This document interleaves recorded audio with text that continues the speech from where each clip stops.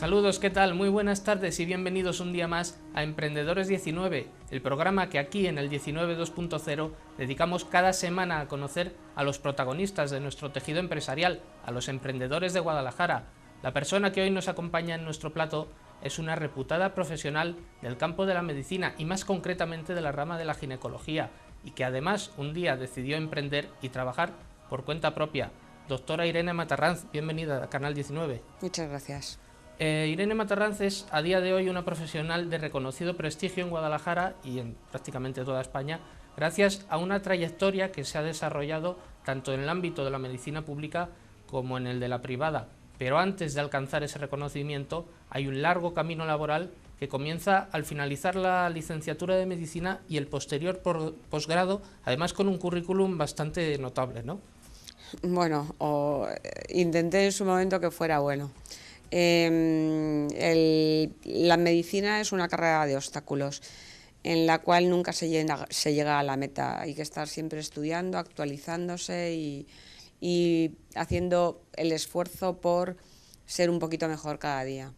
Y bueno, en eso yo estaba segura de que tenía que ser así durante muchos años y será hasta que me jubile. Al finalizar ese doctorado, realiza diversas prácticas en el exterior, en la antigua Yugoslavia, en Escocia, en Italia, si no tengo mal entendido, y después vuelve a Guadalajara, vuelve al Hospital Universitario de Guadalajara, donde empieza a especializarse ya concretamente en la ginecología, ¿no? Sí, efectivamente. Aquí empecé mi formación como ginecóloga. Al final de la formación como ginecóloga intenté especializarme en una subespecialidad de la ginecología, que es la esterilidad, y eso es lo que hice. En aquel momento pues era algo que no estaba en absoluto de moda, y de hecho recuerdo que mis compañeros de entonces me decían, pero bueno, te vas a ir un año fuera, allende los mares, a aprender fecundación in vitro, y eso es ciencia ficción, eso no se va a hacer en la vida, eso. Me trataban un poco, bueno, pues de esta manera, ¿no? Y aún así lo hice porque realmente me gustaba y me parecía que era una especialidad muy atractiva. Y bueno, pues a día de hoy, aquellos que pensaban que esto era una locura, pues están viendo que no solamente no es una locura, sino que es el día a día de la ginecología de hoy, porque bueno, esto de la esterilidad se está convirtiendo en un problema no solamente médico, sino incluso social. Durante esa etapa de MIR, después del doctorado, después de esas prácticas, también toma contacto con la empresa privada, ¿no? Sí. Y ahí es donde, digamos, empieza a especializar más en estos asuntos, en esterilidad, en reproducción asistida. Claro. De hecho, mi formación dentro de la esterilidad tuvo que ser dentro de la empresa privada. Yo me fui a Barcelona, al Instituto de Exeus, que era en aquella época puntero en técnicas de reproducción asistida, en esterilidad, fecundación in vitro, etcétera, etcétera. Era el mejor sitio de España en aquel momento, y no solamente de España, sino probablemente de Europa, y un referente mundial. De hecho, pues a la clínica de Exeus venía gente de todo el mundo a aprender, y bueno, y yo me fui allí también. O sea que sí, cuando uno quiere formarse en determinadas cosas, yo creo que ha de apostar de su tiempo, a veces incluso de su dinero, para ir al mejor sitio. En 1991 consigue abrir en el Hospital de Guadalajara la primera consulta de esterilidad e infertilidad. Es un hito, teniendo en cuenta lo que comentamos, ¿no?, de que en la sanidad pública quizá costaba en ese momento entrar en este campo. ¿Cómo se consiguió aquello? Pues con mucho tesón y mucha cabezonería. De hecho, al principio no fue nada fácil. Hubo que convencer a determinados estamentos y a determinados servicios del hospital, como por ejemplo el laboratorio, de que esto era una necesidad de salud, que la OMS, la Organización Mundial de la Salud, ya había reconocido la esterilidad como una enfermedad, y que era un servicio que teníamos que prestar desde el ámbito del Servicio Nacional de salud, que no era algo que se debía quedar solamente dentro de la medicina privada, aunque yo me había formado en este área, pues eso, en un centro privado como era la clínica de Sheus. Ya había algún que otro hospital dentro de España donde se podía hacer esto, pues eso, financiado desde la entonces Seguridad Social, y por tanto yo veía que el Hospital de Guadalajara debía ser, ¿por qué no?, uno más en poder prestar estos servicios. ¿Cuándo y por qué decide dar el salto al sector privado? Bueno, decidí dar el salto al sector privado porque en el hospital solamente se permitía hacer una de las técnicas de reproducción asistida, que era la inseminación artificial, pero otras técnicas más avanzadas como la fecundación in vitro, pues no se permitía hacerlo. Y bueno, y a fecha de hoy todavía no se hace. Estas parejas que necesitan de esta técnica son derivadas fuera del hospital. Y a mí aquello se me quedaba corto.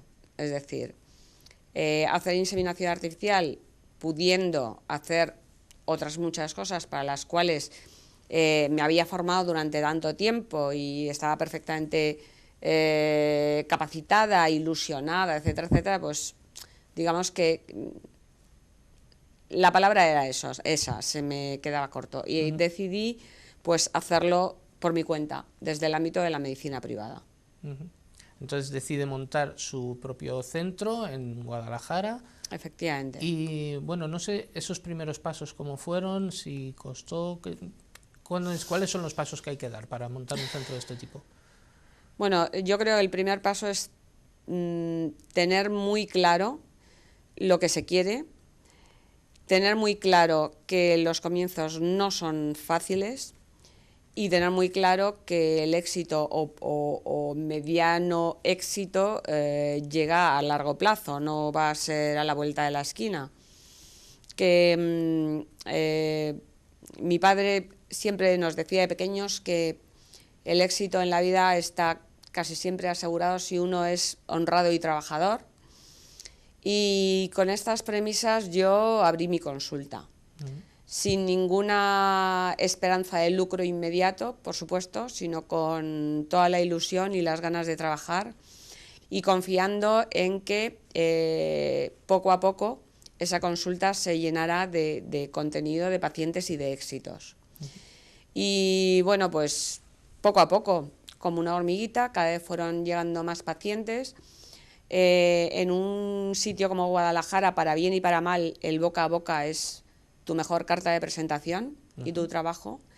Y cuando una paciente se quedaba embarazada, pues lo iba comentando, su círculo más cercano lo iba conociendo y una paciente lo iba comentando a otra, y así hasta a fecha de hoy, que cuando alguien viene a mi consulta y nosotros le preguntamos cómo ha llegado hasta nosotros, hay varias opciones para contestar, ¿no? Pues por referencias, a través de internet, etcétera, etcétera. Bueno, pues cuando analizamos los datos, el 90 y bastantes % de las pacientes contestan que han llegado a la consulta por referencias, es decir, porque se lo ha comentado una amiga, un familiar, quien sea. Entonces, ese es el resultado de X años de trabajo, porque eso no viene en Google, no viene en ningún tipo de spot publicitario, eso no viene en ningún sitio. ¿Qué tipo de tratamientos se realizan o bien en la consulta o bien a través de la consulta, derivando a otros centros? Pues todas las técnicas de reproducción asistida que existen actualmente se realizan, desde la inseminación artificial, que es la más sencilla de todas, hasta la congelación de óvulos o el diagnóstico genético preimplantacional, cualquier técnica de las que actualmente están permitidas por la ley dentro de la reproducción asistida. ¿Por qué decidió instalar este centro en Guadalajara y no en Madrid? Bueno, pues porque yo creo que a la gente hay que darles facilidades para cumplir sus sueños. Entonces, Madrid lo tenemos ahí, lo tenemos al lado. Hay ya muchos centros de reproducción asistida. Y aunque está al lado y las parejas pueden ir fácilmente a Madrid, lo cierto es que cuando uno está inmerso en un tratamiento de reproducción asistida, ve que son muchos los días que hay que ir a la consulta, muchos los días que hay que hacer una ecografía, se invierte mucho tiempo del día a día de cada persona para hacer un tratamiento de este tipo. Y no olvidemos que aunque Madrid está al lado, lo que no está tan al lado es el tiempo en que uno se presenta en Madrid, porque los atascos están ahí y de media a una persona que vive en Guadalajara desplazarse a un centro a un centro médico que esté o bien en la entrada o en el centro de Madrid, le cuesta de media de hora a hora y media. Si encima hay un poquito de atasco, pues más. Entonces, esta molestia de ir al centro, tardar todo ese tiempo, le puede llevar una tarde perfectamente a la pareja. Y si son muchas tardes al mes las que uno se tiene que desplazar a Madrid, ausentarse de su trabajo, pedir permiso, etcétera, etcétera, pues acaba siendo una tediosa tarea que genera un estrés añadido al propio de tener una enfermedad como la esterilidad o al añadido de estar sometido a un tratamiento de reproducción asistida y que es fácilmente evitable, pues eso, pudiendo tratar aquí en Guadalajara a los pacientes. Cierto es que el laboratorio y el quirófano lo tengo en Madrid, pero del cómputo total de visitas que hay que hacer en el seno de un tratamiento, por ejemplo, de fecundación in vitro, solamente una vez hay que ir a Madrid. El resto de las visitas del tratamiento se hacen aquí en Guadalajara, lo cual supone pues una comodidad importante para la pareja, una accesibilidad al tratamiento, una disponibilidad de la mayoría de su tiempo para otras cosas, en fin, un hacer mucho más llevadero el tratamiento. Me imagino que eso es una comodidad que agradecerán los propios pacientes, ¿no? Claro, está clarísimo. De hecho, hay muchas parejas que a lo mejor han iniciado un tratamiento en Madrid y cuando han conocido que podían hacerlo aquí en Guadalajara, independientemente de que hayan podido estar contentos en el centro al que iban, simplemente por la accesibilidad de la consulta aquí en Guadalajara han cambiado de centro. Hablábamos de su prestigio, de que se ha convertido en una consulta de referencia. ¿De dónde proceden los pacientes? Me imagino que no solo se quedan en Guadalajara, ¿verdad? No, la mayoría son de Guadalajara, pero hay una proporción no desdeñable que vienen de Alcalá de Henares y de Torrejón de Ardoz, la mayoría. Bueno, la mayoría de Guadalajara, pero de estos dos centros de población también vienen bastantes. ¿Podríamos dar alguna cifra aproximada del número de pacientes que son sometidos a tratamientos desde la apertura de esta consulta? Pues si en general en Guadalajara hay aproximadamente unas 500 parejas al año que precisan de fecundación in vitro, de esas 500 parejas aproximadamente entre el 15 y el 20% lo hacen en nuestro centro, lo hacen en mi consulta. Es una cifra bastante elevada y yo no sé si todo el mundo tiene esa misma percepción de que realmente se está convirtiendo en un problema que transgrede ya a lo médico, que es un problema social y que alcanza unas dimensiones importantes. Sí, no, la gente no tiene esa percepción ni muchísimo menos. El tema de la esterilidad cada vez menos, pero hoy por hoy sigue siendo un tema tabú.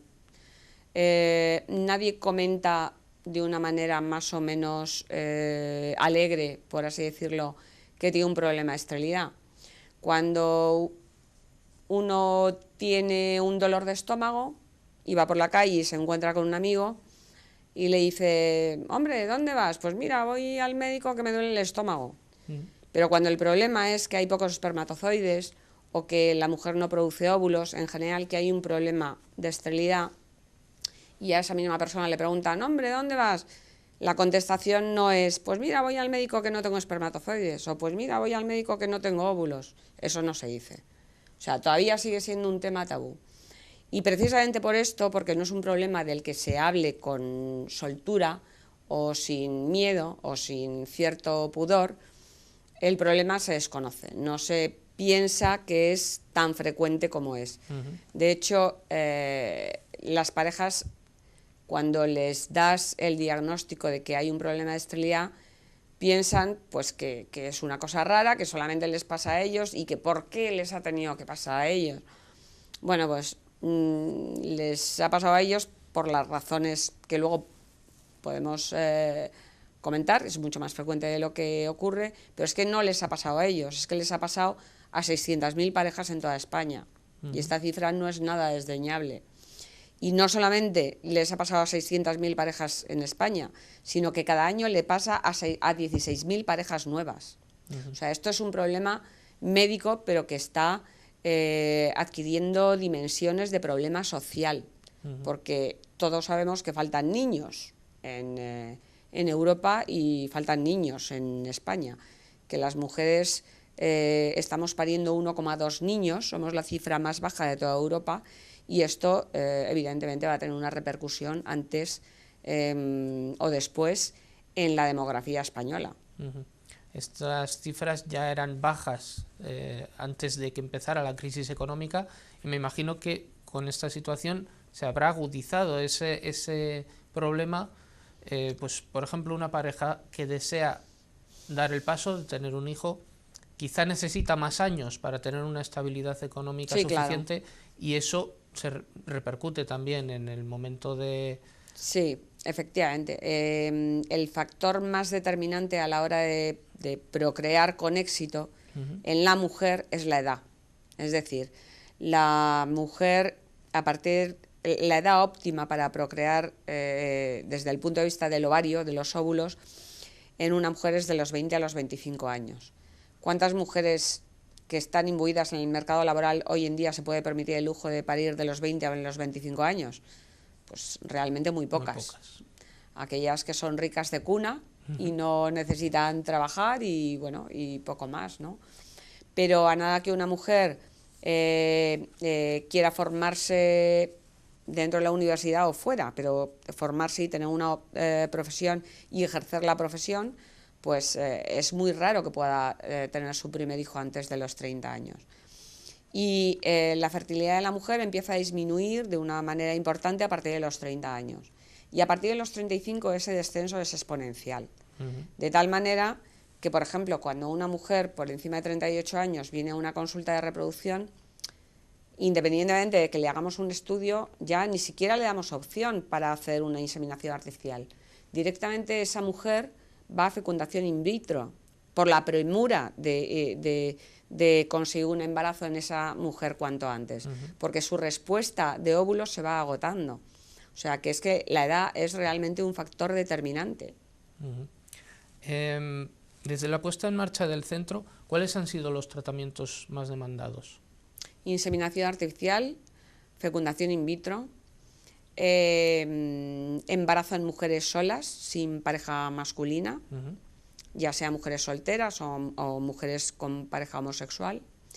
Y últimamente cada vez está más demandado la congelación de óvulos. Congelación de óvulos por motivos sociales o sociolaborales, es decir, mujeres que tienen a lo mejor 30, 32, 33 años, no ven cercana la posibilidad de ser madres, o bien por inseguridad laboral, o bien porque no tienen pareja masculina con quien tenerla, o por la razón que sea, pero no quieren arriesgarse a que sus ovarios vayan envejeciendo y que cuando realmente sea el momento idóneo para ellas para ser madres, sus ovarios, sus óvulos ya no estén en buenas condiciones.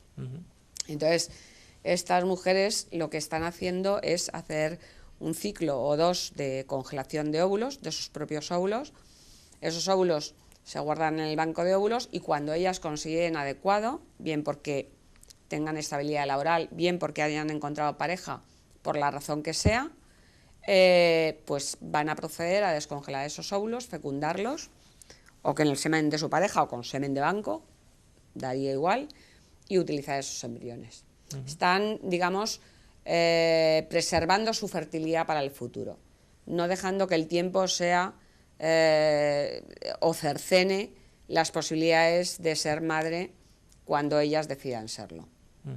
Me imagino que, como comenta, esto es una técnica que empieza a ser cada vez más conocida, pero que todavía quizá no conocen demasiadas personas. No sé si augura que... Sí, a ver, no es excesivamente conocida, pero hay un sector de la población que sí lo está demandando. Sobre todo eso, mujeres imbuidas en el ámbito laboral y eso, y alrededor de los 35 años.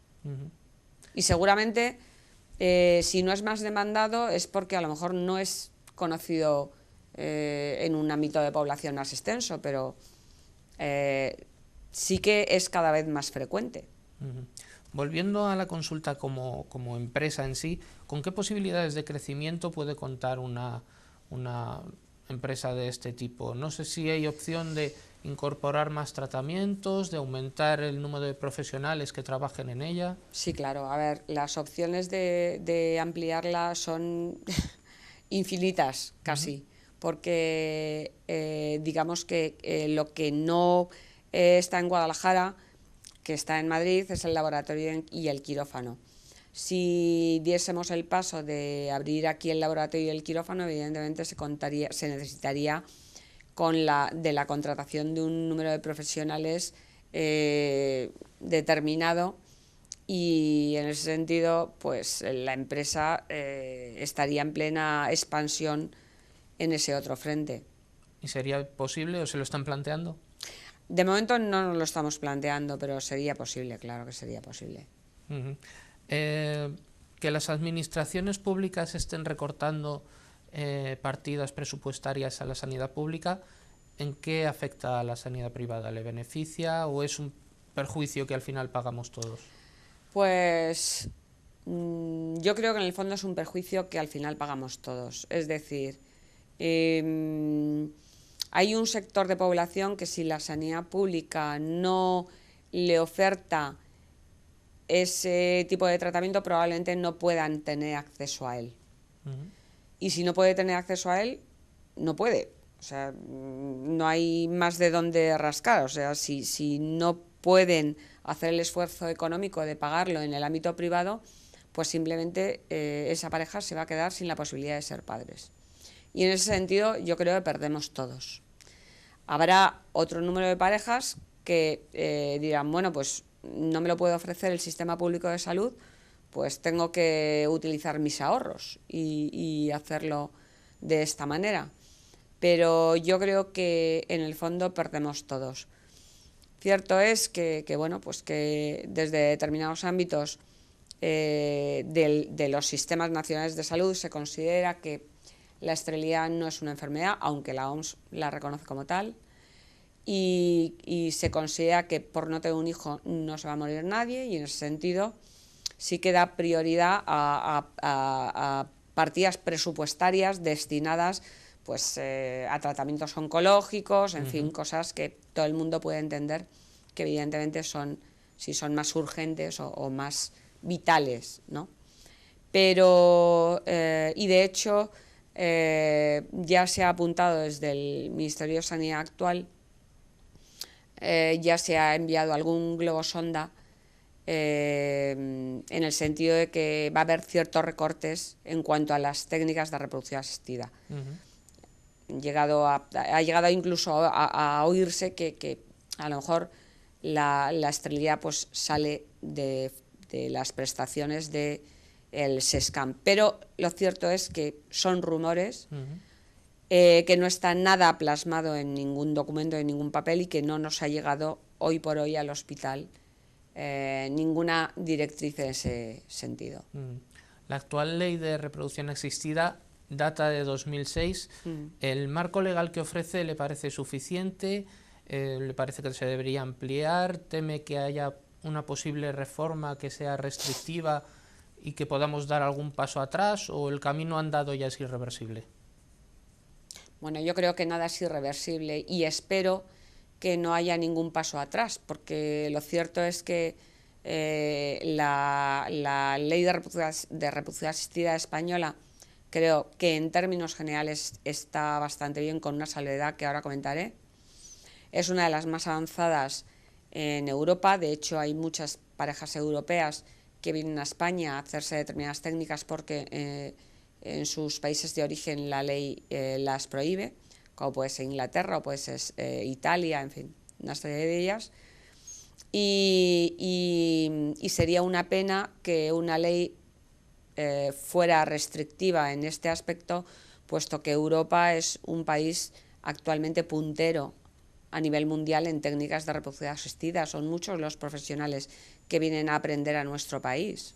Entonces, sería una cierta lástima que fuera restrictiva o que restringieran prestaciones que ahora mismo sí están contempladas dentro de la ley. Y por otro lado, si me pregunta que si pudiera ser extensiva alguna técnica que no contempla en la actualidad, pues sí. La subrogación uterina, que es lo que se conoce vulgarmente como madres de alquiler, yo creo que es la asignatura pendiente de las técnicas de reproducción asistida dentro de la legislación actual. Por la sencilla razón de que el que en un país no exista o no se contemple bajo el marco legal una técnica no quiere decir que no haya españolas que no vayan a recurrir a ella. Van a recurrir igualmente, nada más que se lo van a poner bastante más difícil y costoso. Pero todos conocemos de casos de hombres y mujeres que han tenido que recurrir a úteros de alquiler fuera de España, en Estados Unidos, en Kazajistán, en India, en múltiples países, con la dificultad a todos los niveles que esto conlleva, ¿no? El que no exista la subrogación uterina incluida dentro del marco legal en España, yo creo que es simplemente un poco por miedo, por desconocimiento del tema y por miedo a elaborar una ley que lo contemple. Pero yo creo, bajo mi punto de vista, no creo que fuera tan difícil legislar este problema. Es decir, ¿madre quién es? ¿Madre es quien tiene la custodia legal de ese niño? ¿O madre es la persona que ha actuado de incubadora durante 9 meses? ¿O madre es la mujer que ha donado la célula germinal, es decir, el óvulo para esa gestación? Pues yo creo que sería fácil o bajo mi punto de vista, sería fácil determinar o decir que madre es aquella persona que se va a encargar de la educación, crianza, cuidado y protección de ese niño. Y esa madre, desde luego, es aquella que inscribe en el registro civil a ese neonato. Porque al fin y al cabo, no nos engañemos, si existe la donación de óvulos contemplada en la actual ley de reproducción asistida, por la cual una madre gesta a un embrión procedente de óvulos de otra mujer, que podría plantear ese mismo problema legal de quién es este hijo, de la madre que donó el óvulo o de la madre que lo ha llevado en su útero. Pues, y ha sido perfectamente legislado. No veo que haya tanta dificultad en legislar algo como la subrogación uterina o el útero de alquiler. No veo que sea un problema tan diferente realmente. Es, creo, cuestión de que los que legislan se sienten y junto con la Comisión Nacional de Reproducción Asistida y un comité de expertos determinen que madre es quien custodia a ese niño desde el momento en que está inscrito en el registro civil como hijo de fulanita de tal y tal. No veo yo realmente la dificultad extrema. Veremos a ver si hay voluntad política. No me gustaría terminar esta entrevista sin preguntarle si nos quisiera dar algún tipo de consejo, algún tipo de, bueno, pues a los emprendedores de esta provincia, a las personas que están o dando los primeros pasos en una empresa o a punto de empezar a darlos, desde el punto de vista de quien ya cuenta con un bagaje profesional con 20 años suficiente y con reconocido éxito, ¿se podría dar algún consejo? Sí, el principal consejo es el que he mencionado antes, que mi padre nos dio a mí y a mis hermanos de pequeños. Hay que ser honesto y trabajador en la vida, fundamentalmente. El tesón y la ilusión no perderlos nunca. Confiar en que las cosas se ganan con esfuerzo, pero el esfuerzo es necesario en la vida, y que el futuro parecerá más o menos cercano y el éxito parecerá más o menos cercano, pero lo que uno nunca debe perder de vista es el futuro inmediato, que es el mañana, y lo que podemos hacer en el mañana, estudiando hoy, trabajando hoy y sobre todo eso, sin perder el norte, sin perder la esperanza en el futuro, que antes o después las cosas salen. Nos podrá parecer más difícil, menos difícil, que los astros se confabulan en contra nuestra, pero yo pocos casos he conocido de personas que con trabajo duro y años no hayan conseguido sus metas. Pues doctora Irene Matarranz, muchísimas gracias por habernos acompañado en Emprendedores 19, gracias por habernos dado a conocer su andadura profesional y por este rato de charla tan agradable. Gracias a ustedes. Bueno, pues terminamos aquí nuestro espacio por hoy. Esperamos encontrarles ahí la próxima semana. Mientras, ya saben que pueden seguirnos en la web www.canal19.tv y que pueden ponerse en contacto con nosotros en el correo electrónico emprendedores19@canal19.tv. Gracias por estar ahí. Nos vemos.